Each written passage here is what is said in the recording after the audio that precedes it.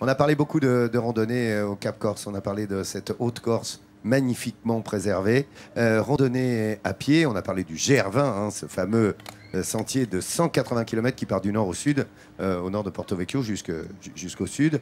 Mais on peut le faire, on peut également randonner à cheval. Et forcément, ma vétérinaire Hélène Gâteau s'y est intéressée. Il y a des chevaux, donc forcément. Oui, mais pas à dos de n'importe quel cheval, hein, Oui. à dos du cheval corse, qui est une race qui a été reconnue grâce justement à l'association Cavallo Corso. Alors on a rencontré Romain. Romain est un jeune éleveur justement de cette race de chevaux corse. Et il a emmené notre caméra woman Marie Chaudet le temps d'une randonnée du côté de Farinol, dans le Cap Corse, pour admirer entre autres les magnifiques panoramas. Et alors on va comprendre toute la dimension de cette race insulaire le temps de cette balade, cette race qui s'est forgée au sein de la montagne, qui a acquis sa rusticité et aussi une option tout-terrain. Depuis des siècles, il existe dans les paysages corses un petit cheval qui fait partie intégrante de l'identité de l'île. C'est grâce au travail de l'association Cavallo Corso et de passionnés que la race du cheval corse a été officiellement reconnue en 2012 après 30 ans d'un travail minutieux. À Farinol, une commune de la côte ouest du Cap Corse, un jeune éleveur s'est installé il y a quelques années. Romain partage son amour de cette race avec les touristes en les emmenant en randonnée. Et si le cheval corse est devenu essentiellement un cheval de loisir et de compétition, autrefois, il était utilisé pour les travaux agricoles, notamment pour la transhumance avec les troupeaux. Avant, il n'y avait pas tout ce qu'on peut avoir maintenant, c'est-à-dire 4x4, quad, pistes. Ça nécessitait soit de monter à pied, soit de monter avec des chevaux battés ou des chevaux scellés pour monter en estive, pour traire, pour regarder le bétail. Et c'est parti pour 2 heures de randonnée.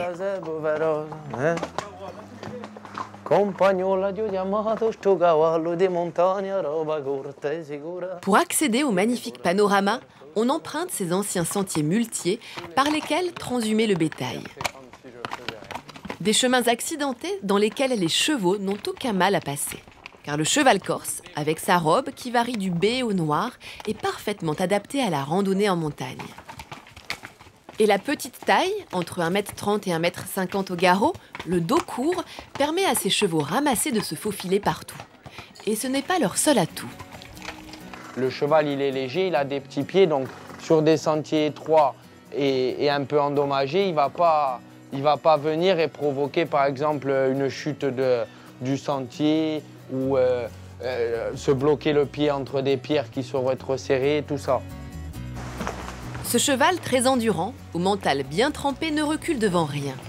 Il connaît parfaitement ses reliefs accidentés, lui qui vit une partie de l'année dans les hauteurs en quasi-autonomie. Allez, oh oh, allez, allez, allez, allez, voilà.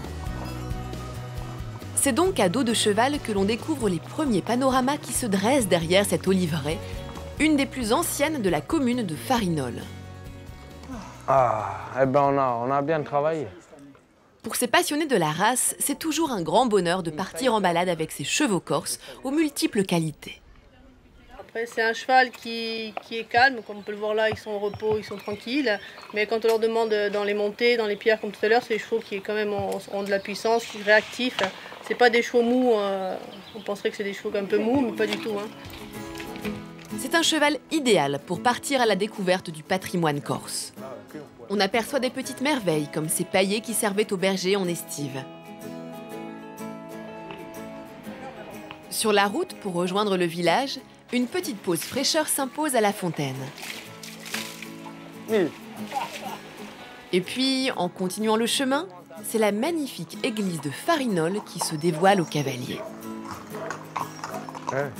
Si le cheval corse permet de découvrir ce magnifique patrimoine, il est aussi encore utilisé comme compagnon de travail.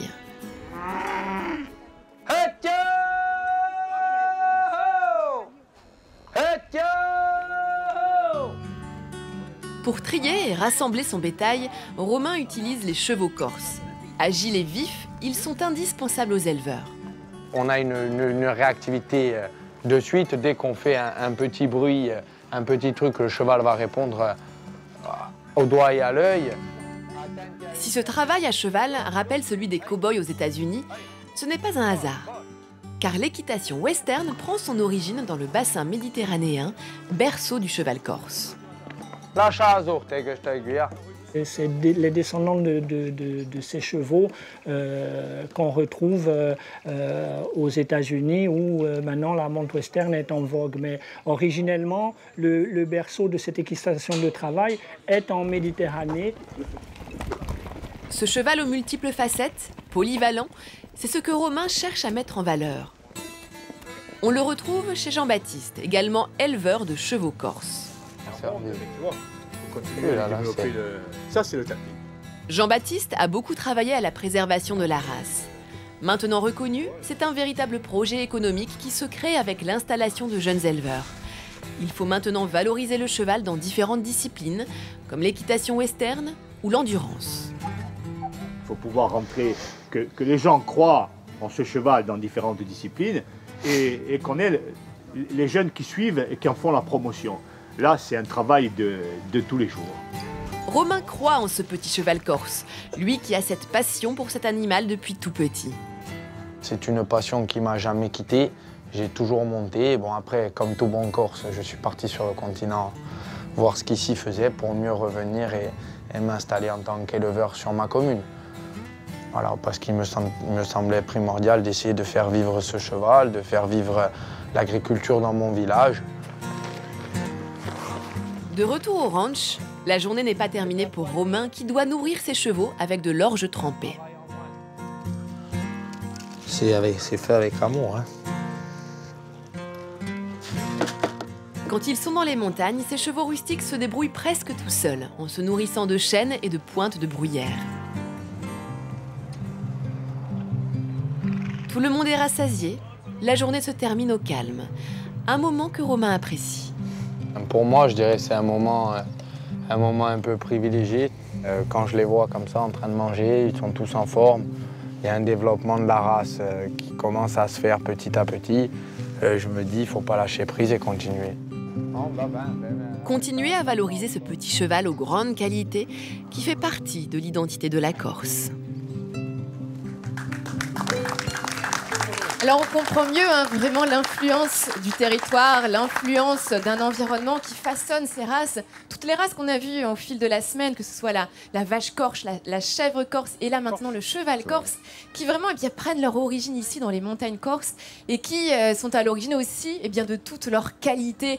Parce que c'est vrai que quand on les voit comme ça dans ces chemins rocailleux, accidentés, on a intérêt à avoir un cheval au pied sûr, un cheval qui sait où poser son pied à un endroit plutôt qu'à un autre et qui n'ait pas peur aussi, qui soit robuste, avec des articulations solides et qui n'ait pas peur de ces pentes ou de ces montées, car quand même ça peut être pour des chevaux qui ne sont pas habitués, ça peut être assez stressant, mais eux c'est leur environnement, ils sont nés dans cette montagne, ils s'y sont forgés.